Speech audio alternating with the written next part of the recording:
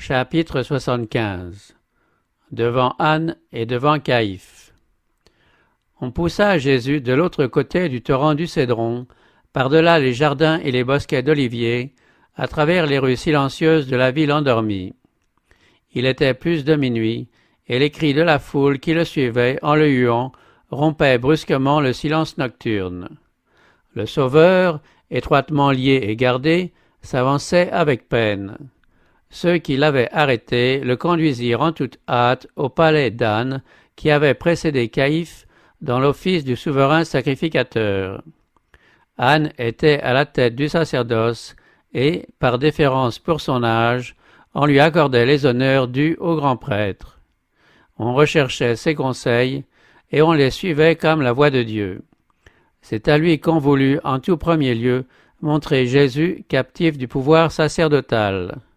On voulait qu'il assistât à l'interrogatoire du prisonnier, car on craignait que Caïphe, moins expérimenté, ne réussit pas à atteindre le but qu'on se proposait. L'habileté, la ruse et la finesse d'Anne étaient nécessaires pour obtenir à tout prix la condamnation du Christ. Jésus devait paraître devant le Sanhédrin, mais il fut d'abord soumis à un examen préliminaire en présence d'Anne. La domination romaine ne laissait pas au Sanhédrin la faculté d'exécuter les condamnations à mort. On ne pouvait qu'examiner le prisonnier et prononcer sur lui une sentence soumise ensuite à la ratification des autorités romaines. Il fallait donc mettre au compte du Christ des actes qui fussent considérés comme des délits par les Romains et, en même temps, trouver une accusation qui justifiât sa condamnation aux yeux des Juifs. Un bon nombre de prêtres et d'anciens avaient été convaincus par l'enseignement du Christ, et seule la crainte de l'excommunication les empêchait de le confesser. Les prêtres se rappelaient fort bien la question de Nicodème: « Notre loi juge-t-elle un homme avant qu'on l'ait entendu et qu'on sache ce qu'il a fait ?» Cette question avait suffi, à ce moment-là, pour mettre la division dans le conseil et pour déjouer le plan échafaudé. Joseph d'Arimathée et Nicodème ne devaient pas être convoqués cette fois-ci, mais il pouvait s'en trouver d'autres qui oseraient parler en faveur de la justice. Le procès devait être dirigé de manière à rallier tous les membres du Sanhédrin contre le Christ. Les prêtres désiraient surtout maintenir deux chefs d'accusation. Si l'on pouvait démontrer que Jésus était un blasphémateur, il serait condamné par les Juifs. Si l'on pouvait le convaincre de sédition, on obtiendrait sa condamnation par les Romains. Anne s'efforça d'abord d'établir la seconde accusation. Il interrogea Jésus au sujet de ses disciples et de sa doctrine, dans l'espoir que le prisonnier serait amené à dire quelque chose qui lui offrit une prise. Il espérait le faire avouer qu'il s'efforçait de fonder une société secrète dont le but était d'établir un nouveau royaume. Ainsi, les prêtres pourraient le livrer aux Romains comme coupable d'avoir troublé la paix et fomenté l'insurrection. Le Christ lisait ce dessein dans l'âme du prêtre comme dans un livre ouvert. Découvrant la pensée la plus intime de celui qui l'interrogeait, il nia qu'un pacte occulte le lia à ses disciples ou qu'il les réunit secrètement dans les ténèbres pour dissimuler ses intentions. Celles-ci et ses doctrines n'avaient rien de mystérieux. « J'ai parlé ouvertement au monde, dit-il, j'ai toujours enseigné dans la synagogue et dans le temple, où tous les Juifs s'assemblent, et je n'ai parlé de rien en secret. » Le Sauveur fit ressortir le contraste existant entre sa manière de travailler et les méthodes employées par ses accusateurs. Des mois durant, il l'avait poursuivi, cherchant à le prendre au piège et à l'amener devant un tribunal secret où ils obtiendraient par un parjure ce qu'ils n'obtenaient pas par des moyens honnêtes. Maintenant, il réalisait leur dessein. Le faire saisir de nuit par une troupe, l'accabler de moqueries et de mauvais traitements, avant qu'il eût été condamné ni même accusé, voilà leur comportement qui différait du sien. Leur manière d'agir constituait une violation de la loi. Leur propre règlement demandait que tout homme fût traité en innocent aussi longtemps que sa culpabilité n'avait pas été établie. Ces règlements condamnaient donc les prêtres. S'adressant à son examinateur, Jésus dit « Pourquoi m'interroges-tu » Les prêtres et les anciens n'avaient-ils pas envoyé des espions pour surveiller ses mouvements et rapporter chacune de ses paroles? Ces hommes n'avaient-ils pas été présents toutes les fois que le peuple s'était assemblé et n'avaient-ils pas renseigné les prêtres sur tout ce qu'ils disaient et faisaient? Demande à ceux qui m'ont entendu de quoi je leur ai parlé. Voici, ils savent, eux, ce que moi j'ai dit. Anne fut réduit au silence par cette réponse si catégorique. Il craignait que le Christ ne révélât au sujet de sa conduite quelque chose qu'il préférait garder caché. C'est pourquoi il ne lui dit rien de plus à cette occasion. Rempli de colère, en voyant qu'Anne avait eu la bouche fermée, l'un de ses agents frappa Jésus au visage en lui disant « Est-ce ainsi que tu réponds au grand prêtre ?» Le Christ répondit « Si j'ai mal parlé, prouve ce qu'il y a de mal, et si j'ai bien parlé, pourquoi me frappes-tu » Il ne laissa échapper aucune parole de vengeance. Sa réponse, empreinte du plus grand calme, venait d'un cœur sans péché qui ne se laissait pas emporter par la colère. Le Christ était très sensible aux mauvais traitements et aux injures. Aucun outrage ne lui était épargné par des êtres qu'il avait créés et en faveur desquels il avait consenti un sacrifice infini. Il souffrait en proportion de sa sainteté et de sa haine à l'égard du péché. C'était pour lui un grand sacrifice que d'être questionné par des hommes qui le traitaient en ennemi, et il lui répugnait de se sentir entouré d'êtres humains dominés par Satan. Il savait que par la puissance divine, il aurait pu renverser dans la poussière ceux qui le tourmentaient. Et cette connaissance ne faisait que rendre son épreuve plus dure. Les Juifs attendaient un Messie qui se manifesterait avec un éclat extérieur et qui, par un acte de volonté souveraine, modifierait le cours des pensées humaines et contraindrait les hommes à reconnaître sa suprématie. De cette manière, pensait-il, il s'élèverait au-dessus de tous et réaliserait leurs espoirs ambitieux. Le Christ était donc fortement tenté, sous le fouet du mépris, de manifester son caractère divin. Un mot, un regard de lui pouvait contraindre ses persécuteurs à reconnaître le Seigneur des rois et des gouverneurs, des prêtres et du temple. Il lui était difficile de rester dans la position qu'il avait choisie en s'identifiant avec l'humanité. Les anges du ciel observaient tout ce qui se faisait contre leur bien-aimé chef. Ils désiraient ardemment le délivrer. Les anges, aux ordres de Dieu, sont tout-puissants. En une certaine occasion, commandés par le Christ, ils avaient fait mourir 185 000 hommes de l'armée assyrienne. Il eût été facile à ces anges, témoins des scènes honteuses qui accompagnaient le procès du Christ, de manifester leur indignation en consumant les ennemis de Dieu. Mais aucun ordre de ce genre ne leur fut donné. Celui qui pouvait exterminer ses ennemis préférait supporter leur cruauté. L'amour qu'il avait pour son Père et le souvenir de l'engagement pris dès avant la fondation du monde de porter les péchés de l'humanité lui faisait accepter sans se plaindre les grossièretés de ceux qu'il était venu sauver. Il considérait comme une partie de sa mission d'endurer dans son humanité toutes les injures et tous les mauvais traitements. L'espérance de l'humanité reposait sur la soumission du Christ à tout ce que des mains et des cœurs d'hommes lui feraient subir.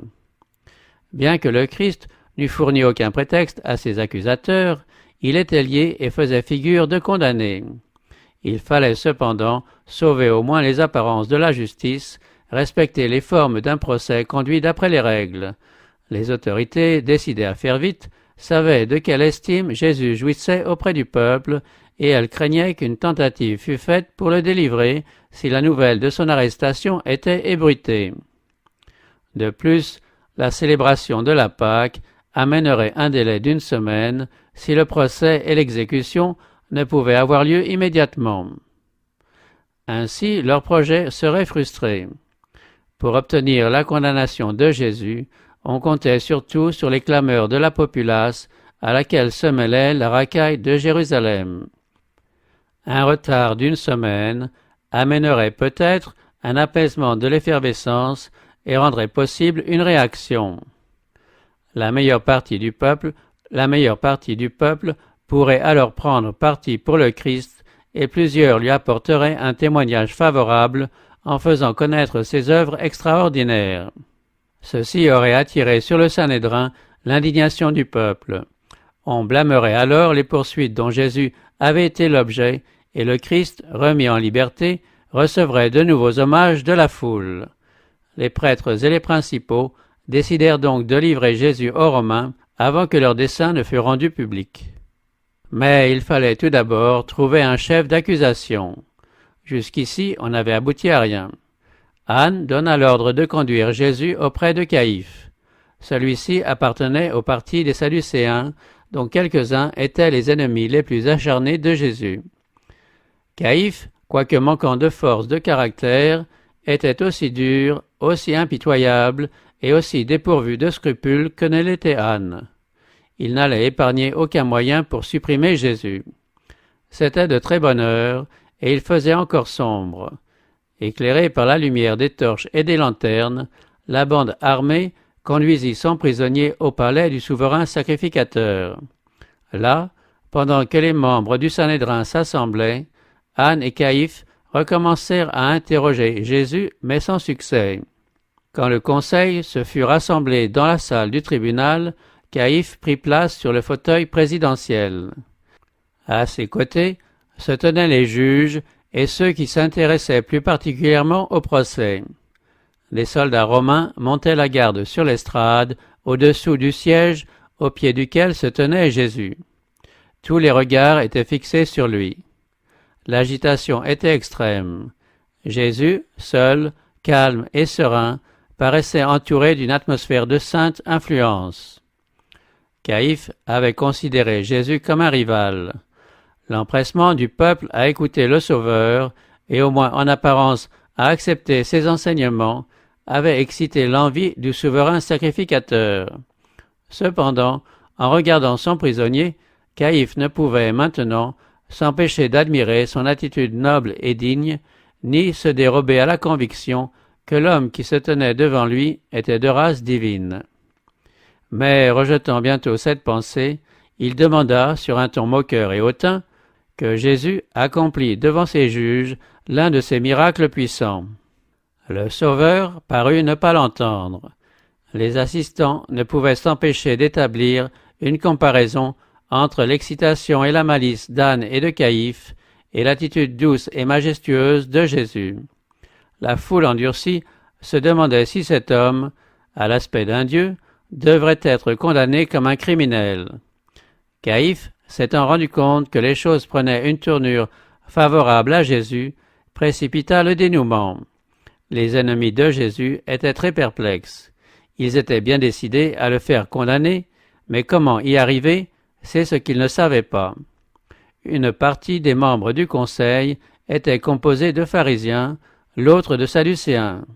Une grande animosité régnait entre eux.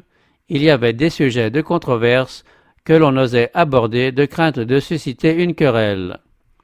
Il eût suffi à Jésus de quelques mots pour éveiller les préjugés qu'ils nourrissaient les uns envers les autres et pour détourner leur colère de sa personne. Caïphe le savait, et il tenait à éviter toute dispute. Il ne manquait pas de témoins pour dire que le Christ avait dénoncé les prêtres et les scribes, les accusant d'hypocrisie et de meurtre, mais il ne convenait pas d'exploiter ce témoignage. En effet, les Sadducéens avaient usé du même langage à l'endroit des pharisiens à l'occasion de leurs violents débats. D'ailleurs, un tel témoignage ne serait d'aucun poids auprès des Romains, qui n'éprouveraient que dégoût pour les prétentions des pharisiens. Il était évident que Jésus avait méconnu les traditions des Juifs et parlait d'une manière irrespectueuse de plusieurs de leurs ordonnances. Mais sans compter que les pharisiens et les Sadducéens étaient en conflit au sujet de la tradition, ceci ne serait d'aucun poids à l'égard des Romains. Les ennemis du Christ n'osaient pas l'accuser d'avoir violé le sabbat, de crainte qu'une enquête ne révélât le caractère de son œuvre. Si ces miracles de guérison étaient mis en lumière, les prêtres obtiendraient l'effet opposé à celui cherché. On avait acheté de faux témoins pour accuser Jésus d'avoir provoqué des rébellions et de s'être efforcé d'établir un gouvernement indépendant. Mais, pressés de questions, ils durent se rétracter, leur témoignage étant vague et contradictoire. Dans les commencements de son ministère, le Christ avait dit « Détruisez ce temple, et en 3 jours je le relèverai ». Dans ce langage prophétique figuré, il avait annoncé sa mort et sa résurrection. Il parlait du temple de son corps. Les Juifs, donnant à ces paroles un sens littéral, les avaient appliquées au temple de Jérusalem. C'était la seule chose parmi toutes les déclarations du Christ dont les prêtres pussent se servir contre lui. Ils espéraient obtenir un avantage en falsifiant cette déclaration. Les Romains s'étaient intéressés à la reconstruction et à l'embellissement du temple. Toute parole de mépris à son sujet provoquerait donc leur orgueilleuse indignation. Sur ce terrain, les Romains et les Juifs, les pharisiens et les Sadducéens pouvaient se rencontrer, car tous professaient la plus grande vénération pour le temple. On finit par trouver 2 témoins qui ne se contredisaient pas autant que leurs prédécesseurs. L'un d'eux, que l'on avait corrompu à prix d'argent, porta cette accusation. Cet homme a dit « Je puis détruire le temple de Dieu et le rebâtir en 3 jours ». C'était altérer les paroles du Christ. Si celles-ci avaient été rapportées fidèlement, elles n'auraient pas obtenu du Sanhédrin une sentence de condamnation. Si Jésus n'était qu'un homme, comme le prétendaient les Juifs, une déclaration semblable eût trahi une folle présomption, sans qu'on pût la transformer en un blasphème. Même sous la forme que lui donnaient les faux témoins, cette parole ne contenait rien que les Romains puissent considérer comme un crime digne de mort. Jésus, sans prononcer une seule parole pour sa défense, écoutait patiemment ces fausses dépositions. À la fin, ses accusateurs, embarrassés, confondus, devinrent furieux. Le procès n'avançait pas. Leur complot paraissait sur le point d'échouer. À Caïphe, désespéré, il ne restait plus qu'une ressource, obliger le Christ à se condamner lui-même. Le grand prêtre se leva de son siège, le visage décomposé par la passion. Sa voix et son maintien montraient assez qu'il aurait volontiers abattu le prisonnier qui se tenait devant lui. « Ne réponds-tu rien » s'écria-t-il. « Qu'est-ce que ces gens déposent contre toi » Jésus garda le silence. Il est maltraité et il s'humilie, il n'ouvre point la bouche. Comme l'agneau qu'on mène à la boucherie, comme la brebis muette devant ceux qui l'attendent, il n'a pas ouvert la bouche. Alors Caïphe, levant vers le ciel la main droite, s'adressa à Jésus avec la plus grande solennité. « Je t'adjure, par le Dieu vivant, de nous dire si tu es le Christ, le Fils de Dieu. » Devant un tel appel, le Christ ne pouvait plus se taire. Il y a aussi un temps pour parler. Il n'avait pas parlé tant qu'il n'avait pas été pris à partie directement. Il savait qu'une réponse donnée maintenant rendrait sa mort certaine. Mais l'appel venant de la plus haute autorité reconnue par la nation et fait au nom du Très-Haut, le Christ ne voulut pas manquer au respect dû à la loi. D'autre part, sa relation avec le Père était en question. Il devait donc attester clairement son caractère et sa mission. Jésus avait dit aux disciples « Quiconque me confessera devant les hommes, je le confesserai moi aussi devant mon Père qui est dans les cieux. » Il voulut à cette heure confirmer cet enseignement par son propre exemple. Toutes les oreilles étaient tendues et tous les yeux étaient fixés sur son visage, tandis qu'il répondait « Tu l'as dit ».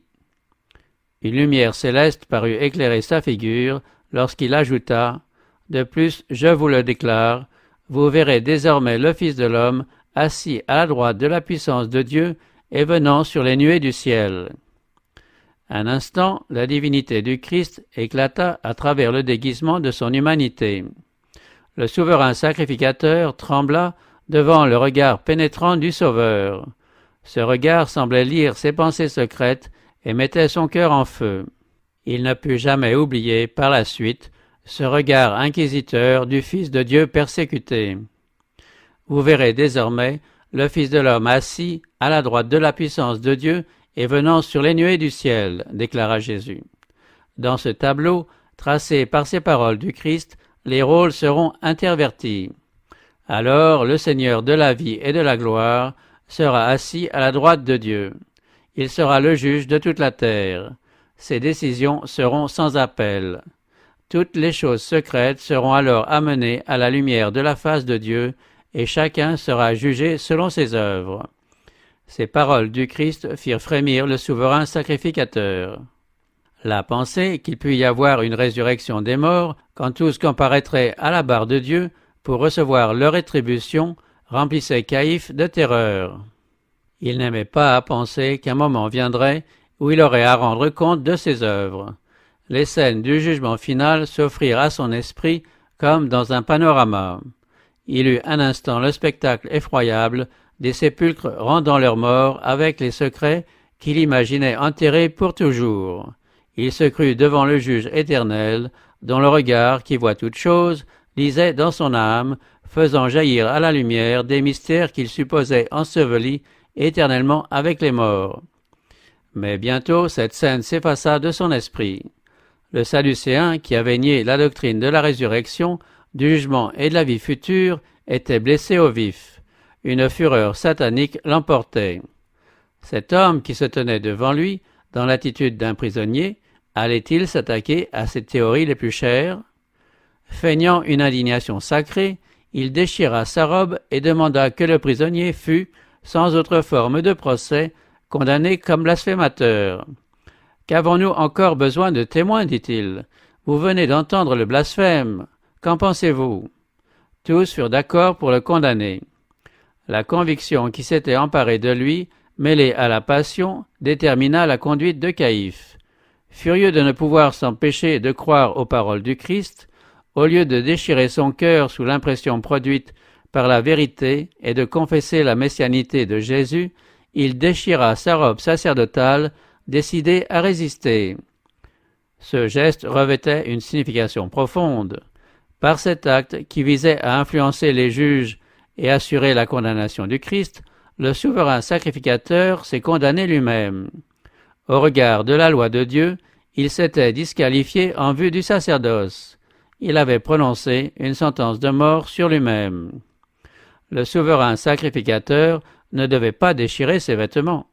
La loi lévitique le lui défendait sous peine de mort. Aucune circonstance, aucune occasion n'autorisait un prêtre à déchirer sa robe. Les Juifs avaient la coutume de déchirer leurs vêtements à la mort de leurs amis, mais il était interdit aux prêtres de se conformer à cet usage. Le Christ avait donné à Moïse un commandement positif à cet égard. Tout ce que le prêtre portait devait être entier et sans tache. Ces beaux vêtements officiels représentaient le caractère de Jésus-Christ, le grand antitype. Dieu ne pouvait rien accepter qui ne fût parfait, soit dans le vêtement et l'attitude, soit en parole et en esprit. Il est saint, et le service terrestre devait donner une idée de sa gloire et de sa perfection. La sainteté du service céleste ne pouvait être représentée convenablement par quoi que ce soit qui ne fût parfait. L'homme borné peut déchirer son propre cœur pour montrer un esprit humble et contrit. Dieu apprécie cela. Mais aucune déchirure ne devait être faite aux vêtements sacerdotaux, car cela eût faussé la représentation des choses célestes. Le souverain sacrificateur qui eût osé paraître dans l'exercice de ses fonctions sacrées et vaquer au service du sanctuaire avec une robe déchirée eût été considéré comme ayant rompu avec Dieu. En déchirant son vêtement, il perdait son caractère représentatif et cessait d'être accepté par Dieu en qualité de prêtre officiant. La conduite de Caïphe était donc le fruit d'une passion humaine et révélait l'imperfection de son caractère. En déchirant ses vêtements, Caïphe anéantissait la loi de Dieu au profit d'une tradition humaine. Une loi établie par les hommes permettait en effet au prêtre, qui avait entendu un blasphème, de déchirer impunément son vêtement pour montrer son horreur. Ainsi les lois humaines avaient supplanté la loi divine. La curiosité du peuple s'attachait aux moindres actes du souverain sacrificateur, et Caïphe visait à l'effet en faisant l'étalage de piété. Mais par cet acte, dirigé contre le Christ, il injuriait celui dont Dieu a dit « Mon nom est en lui ». C'est lui qui se rendait coupable de blasphème, et au moment même où il était l'objet de la condamnation divine, il condamnait le Christ comme blasphémateur. En déchirant son vêtement, Caïphe annonçait sans le vouloir quelle serait désormais la position de la nation juive à l'égard de Dieu. Le peuple, jusque-là l'élu de Dieu, rompait avec lui, et Jéhovah allait bientôt cesser de le reconnaître. Quand le Christ s'écria sur la croix « Tout est accompli » et que le voile du temple se déchira en deux, celui qui veille du haut des cieux annonça que le peuple juif avait rejeté l'antitype vers lequel convergeaient tous les symboles, toutes les figures de leur culte. Israël avait consommé sa rupture avec Dieu. Caïphe pouvait bien déchirer sa robe officielle, qui attestait sa prétention à représenter le grand souverain sacrificateur. En effet, ce vêtement n'avait plus aucune signification, ni pour lui ni pour le peuple. Le souverain sacrificateur pouvait bien exprimer l'horreur qu'il éprouvait pour lui-même et pour la nation en déchirant son vêtement. Le Sanhédrin avait déclaré que Jésus était digne de mort. Cependant, la loi juive ne permettait pas de juger un prisonnier de nuit. Une condamnation légale ne pouvait avoir lieu qu'à la lumière du jour et dans une séance plénière du Conseil. Malgré cela, le Sauveur fut traité comme un criminel, condamné et livré au mauvais traitement des êtres les plus vils. Les soldats et la foule s'étaient rassemblés dans la cour du palais du souverain sacrificateur. À travers cette foule, Jésus fut conduit dans la loge du corps de garde, tandis que de tous côtés on se moquait de son titre de fils de Dieu. On tournait en dérision les paroles dont il s'était servi, assis à la droite de la puissance de Dieu et venant sur les nuées du ciel. Tandis qu'il attendait, là, le jugement légal, il n'était l'objet d'aucune protection. La tourbe ignorante, qui avait vu avec quelle sévérité il avait été traité dans le conseil, en profita pour déchaîner tous les éléments diaboliques de sa nature. La noblesse du Christ et son aspect divin ne faisaient qu'exciter la fureur de ces misérables. Sa douceur, son innocence, sa patience majestueuse leur inspiraient une haine démoniaque. La miséricorde et la justice étaient foulées aux pieds. Aucun criminel n'a jamais été traité avec autant d'inhumanité que le Fils de Dieu. Mais une douleur plus vive déchirait le cœur de Jésus. Ce ne fut pas une main ennemie qui lui porta le coup le plus sensible. Tandis qu'il subissait les apparences d'interrogatoire devant Caïphe, le Christ avait été renié par l'un de ses disciples. Après avoir abandonné leur maître dans le jardin, 2 des disciples s'étaient enhardis à suivre, à quelque distance, la cohue qui entraînait Jésus. C'étaient Pierre et Jean. Jean était bien connu des prêtres en tant que disciple de Jésus, et on l'introduisit dans la salle. On espérait qu'après avoir été témoin de l'humiliation de son chef, il ne pourrait plus croire à sa divinité. Grâce à une démarche de Jean, Pierre put entrer lui aussi. Un feu avait été allumé dans la cour, car c'était l'heure la plus froide de la nuit, celle qui précède immédiatement le lever du soleil. Un groupe se tenait autour du feu, et Pierre eut la présomption d'y prendre place. Il ne désirait pas qu'on le reconnût. En se mêlant à la foule d'un air indifférent, il espérait être pris pour l'un de ceux qui avaient amené Jésus dans la salle. Mais tandis que la lumière de la flamme éclairait le visage de Pierre, la portière l'examinait avec la plus vive curiosité. Elle l'avait vu entrer avec Jean, et ayant remarqué son regard abattu, elle supposa que c'était un disciple de Jésus. Comme elle était au service de Caïphe, elle désirait éclaircir ses soupçons et demanda à Pierre « Toi aussi, n'es-tu pas des disciples de cet homme ?» Pierre éprouva de la crainte et de la confusion. À l'instant, tous les yeux se fixèrent sur lui. Bien qu'il assurât ne pas comprendre, la femme insista, disant aux personnes présentes que cet homme-là avait été vu avec Jésus. Pierre dut répondre et il dit avec colère « Femme, je ne le connais pas. » C'était le premier reniement, et immédiatement le coq chanta. « Ô Pierre, tu as déjà honte de ton maître et tu renies ton Seigneur. » En entrant dans la salle du tribunal, Jean n'avait pas essayé de dissimuler sa qualité de disciple de Jésus.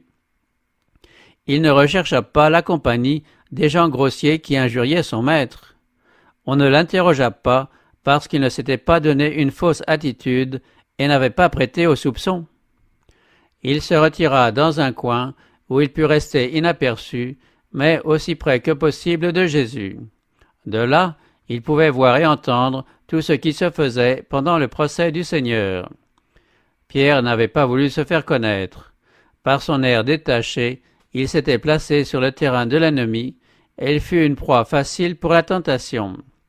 Appelé à combattre pour le Maître, il eût été un soldat courageux. Cependant, il se montra lâche lorsqu'un doigt méprisant se dirigea vers lui. Bien des personnes qui n'hésitent pas à lutter pour leur maître renient pourtant leur foi dès qu'elles sont l'objet du ridicule.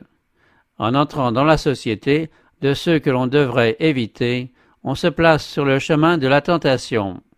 On invite en quelque sorte le tentateur et on arrive à dire et à faire des choses dont on ne se serait jamais rendu coupable dans d'autres circonstances. Le disciple du Christ qui, de nos jours, dissimule sa foi par crainte des souffrances ou de l'opprobre, renie son maître tout aussi sûrement que ne l'a fait Pierre dans la cour du grand prêtre. Bien que Pierre semblât ne pas s'intéresser au procès de son maître, il avait le cœur torturé par les injures odieuses et les mauvais traitements dont Jésus était l'objet. De plus, il était surpris et irrité de voir que Jésus se laissait humilier et ses disciples avec lui. C'est pour cacher ses vrais sentiments qu'il essaya de se dissimuler dans la foule des persécuteurs de Jésus. Mais son allure n'était pas naturelle. Il mentait par ses actes, et tout en s'efforçant de parler comme un indifférent, il ne pouvait s'empêcher de manifester son indignation à la vue des insultes dont son maître était abreuvé. L'attention fut attirée sur lui une seconde fois, et, de nouveau, il fut accusé d'être un disciple de Jésus. Il déclara alors avec serment « Je ne connais pas l'homme dont vous parlez ». Une autre occasion lui fut encore accordée. 1 heure plus tard, l'un des serviteurs du grand prêtre, parent de celui à qui Pierre avait coupé l'oreille, lui dit « Ne t'ai-je pas vu avec lui dans le jardin ?» Peu après, ceux qui étaient là s'approchèrent et dirent à Pierre « Certainement, toi aussi, tu es de ces gens-là, car ton langage te trahit. » Ceci fit bondir Pierre. Comme les disciples de Jésus étaient connus pour la correction de leur langage, Pierre, qui voulait tromper ceux qui l'interrogeaient et persévérer dans son rôle, se mit à renier son maître en proférant des malédictions accompagnées de jurements. De nouveau, le coq chanta. Pierre, l'ayant entendu cette fois, se souvint des paroles de Jésus. « Avant que le coq chante 2 fois, toi tu me renieras 3 fois. » Ces jurements avilissants étaient encore sur les lèvres de Pierre, et les cris perçants du coq retentissaient encore à ses oreilles, lorsque le Sauveur se détourna de ses juges pour regarder fixement le pauvre disciple. Au même instant, les yeux de Pierre furent attirés vers le Maître. Sur le tendre visage de celui-ci, on ne lisait aucune colère, mais seulement la pitié et la douleur.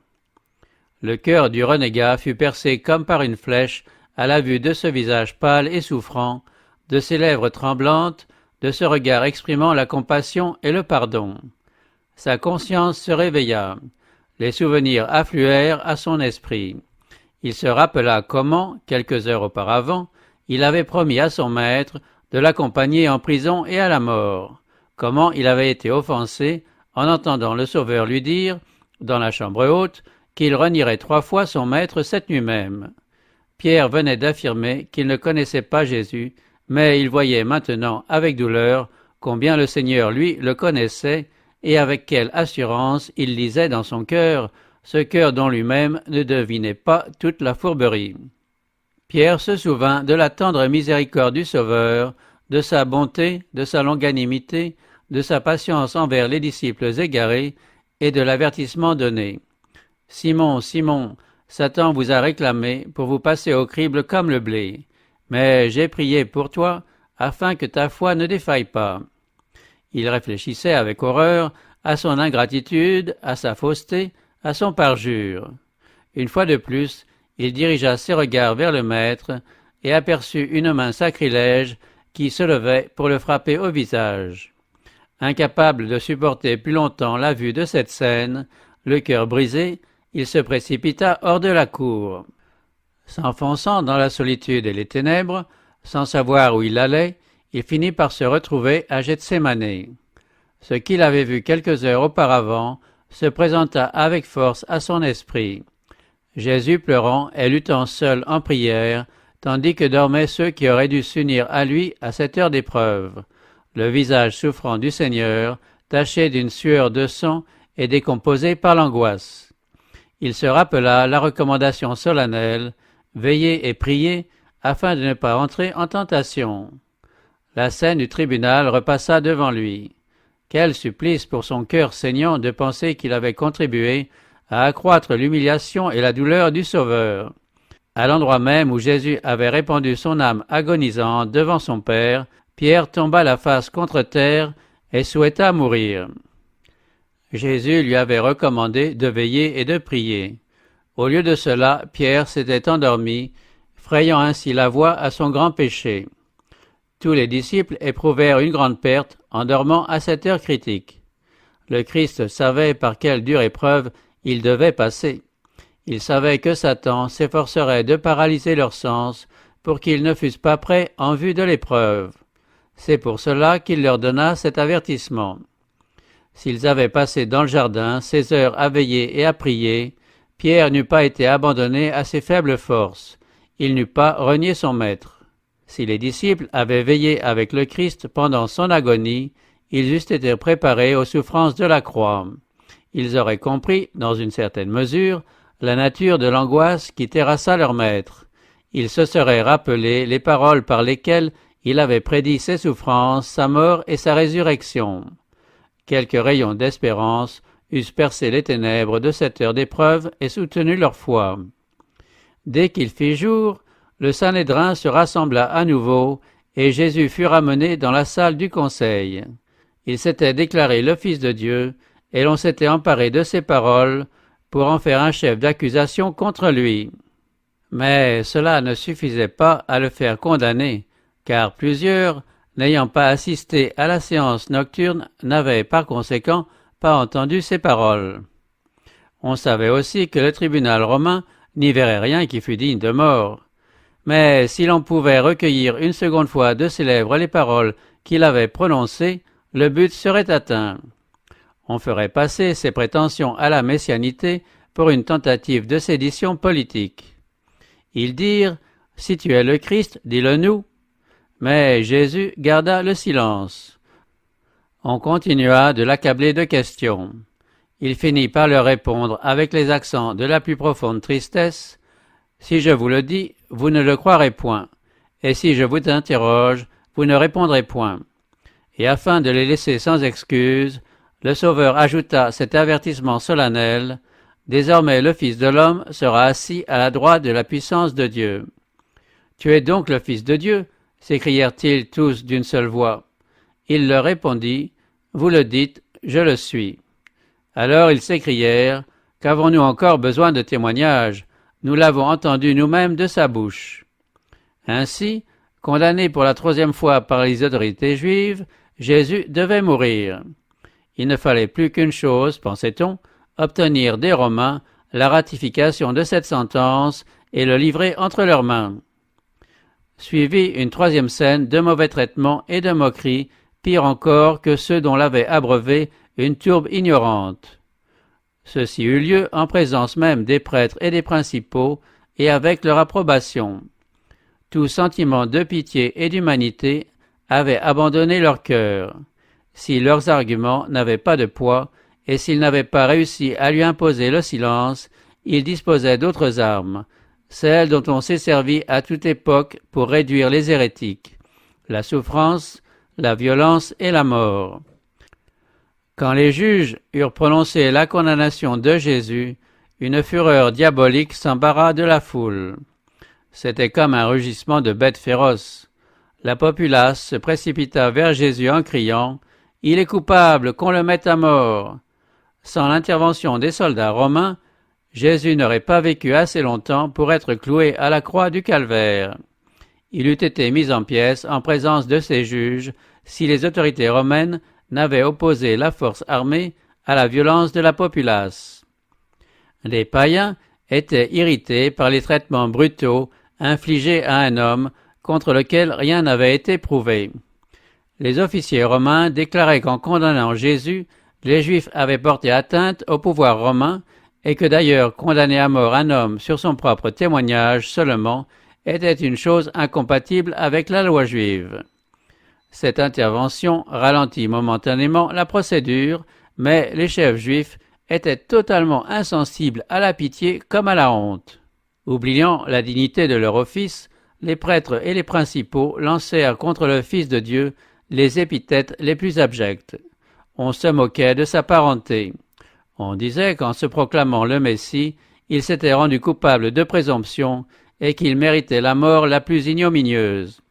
Les hommes les plus corrompus infligeaient au Sauveur des traitements infâmes. On jeta sur sa tête un vieux vêtement et ses persécuteurs le frappèrent au visage en disant « Christ, devine, dis-nous qui t'a frappé ». Quand on lui ôta son vêtement, un misérable lui cracha au visage. Les anges de Dieu enregistraient fidèlement chaque regard, chaque parole et chaque acte injurieux dont leur chef bien-aimé était l'objet. Le jour viendra où ces vils moqueurs qui ont craché sur le visage calme et pâle du Christ le verront dans sa gloire, plus resplendissant que le soleil.